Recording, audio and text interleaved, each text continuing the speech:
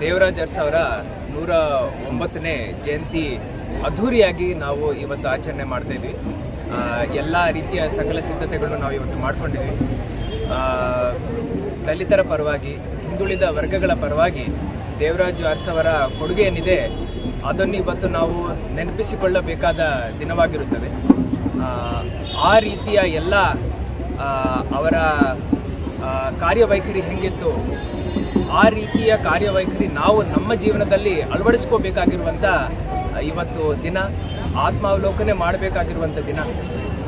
ಎಲ್ಲರಿಗೂ ಈ ದಿವಸ ಅವರು ಕೊಟ್ಟಿರುವಂಥ ಕೊಡುಗೆ ನೆನಪಿರಲಿ ಅಂತ ಕೋರುತ್ತಾ, ಎಲ್ಲರಿಗೆ ಒಳ್ಳೆಯದಾಗಲಿ ಅಂತ. ದೇವರಾಜ್ ಅರಸ್ ಅವರ ಕೊಡುಗೆ ಏನಿದೆ ಇಡೀ ಕರ್ನಾಟಕದಲ್ಲಿ ಒಂದು ರೀತಿಯ ಸೌಹಾರ್ದತೆಯನ್ನು ತಗೊಂಡು ಬರಲಿಕ್ಕೆ ಅದು ಒಂದು ಫೌಂಡೇಶನ್ ಆಗಿದೆ.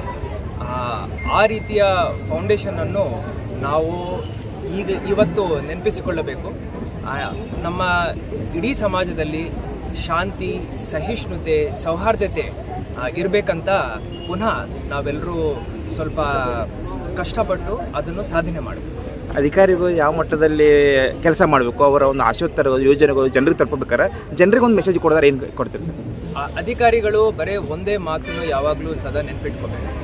ನಾವು ಜನರ ಜೊತೆ, ಜನರ ಪರವಾಗಿ ಕೆಲಸ ಮಾಡಬೇಕು ಹಾಗೂ ಸಮಾಜದಲ್ಲಿ ಸದಾ ಸಮಾನತೆ ನಾವು ತಗೊಂಡು ಬರಲಿಕ್ಕೆ ನಾವು ಕಷ್ಟಪಡಬೇಕು.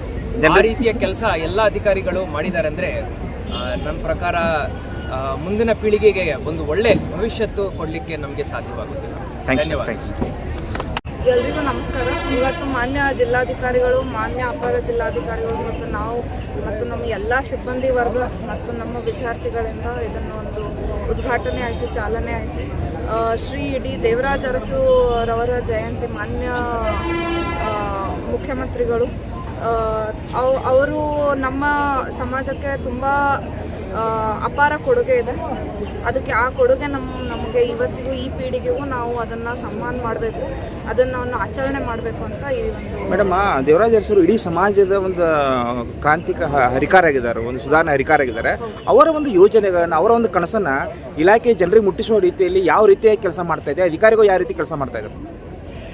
ಅಧಿಕಾರಿಗಳು ಎಲ್ಲ ಹಿಂದುಳಿದ ವರ್ಗಗಳ ಜನಾಂಗಕ್ಕೆ ಮತ್ತು ನಮ್ಮ ದಲಿತರು, ಅದು ಒಂದು 75-25% ನಮ್ಮದು ವಿದ್ಯಾರ್ಥಿ ನಿಲಯಗಳಿದೆ. ಒಂದು ರೋಸ್ಟರ್ ಪ್ರಕಾರ ನಾವು ಎಲ್ಲರಿಗೂ ವಿದ್ಯಾರ್ಥಿ ನಿಲಯವನ್ನು ಒದಗಿಸ್ತೀವಿ, ವಿದ್ಯಾರ್ಥಿ ವೇತನ ಕೊಡ್ತೀವಿ, ಸ್ಕಾಲರ್ಶಿಪ್ಪು ಮತ್ತು ಗಂಗಾ ಕಲ್ಯಾಣ ಯೋಜನಾ ಅಂತ ಮಾಡ್ತೀವಿ, ಬೋರ್ವೆಲ್ಸ್ ಇರುತ್ತೆ ಅದರಲ್ಲಿ. ಹಾಗೆ CC ರೋಡು, ಮನೆಗಳು, ಈ ಒಂದು ಕೋವಿಡ್ಗಿಂತ ಮುಂಚೆ ಈ ಮನೆಗಳು, ಈ CC ರೋಡ್ಸ್ ಹಾಕಿ ನಾವು ಅದು ಕೂಡ ಇದು ಮಾಡ್ತಿದ್ವಿ. ಹಾಗೂ ನಾವು ಒಂದು ಒಳ್ಳೆಯ ಆಡಳಿತ ಅಧಿಕಾರಿಗಳನ್ನು ಬರಬೇಕು ಅಂತ ಹೇಳಿಬಿಟ್ಟು ನಮ್ಮ ಇಲಾಖೆಯಿಂದ IAS KS ಪರೀಕ್ಷೆಗೆ ತರಬೇತಿ ಕೂಡ ಕೊಡಿಸ್ತಾ ಇದ್ದೀವಿ. ಹೌದು, ಸಾಕ್ತಾ ಇದೆ. ಸಾಗ್ತಾ ಇದೆ. ಈ ನಮ್ಮ ಅಧಿಕಾರಿ ವರ್ಗದವರು ನಮ್ಮ ಈ ಇಲಾಖೆ ಬಂದು ಒಂದು ಸರ್ವಿಸ್ ಮೈಂಡೆಡ್ ಆಗಿನೇ ಬಂದು ಇಲ್ಲಿ ಕೆಲಸ ಮಾಡ್ತಾ ಇದ್ದಾರೆ. ನಮ್ಮ ಎಲ್ಲ ಸಿಬ್ಬಂದಿ ವರ್ಗ ಬೆಳಗಾವಿ ಜಿಲ್ಲೆಯಲ್ಲಿ ಬೆಳಗಾವಿ ತಾಲೂಕಲ್ಲಿ ಎಲ್ಲ ಸಿಬ್ಬಂದಿ ವರ್ಗದವರು ತುಂಬ ಚೆನ್ನಾಗಿ ಕೆಲಸ ಮಾಡ್ತಾರೆ. Thank you.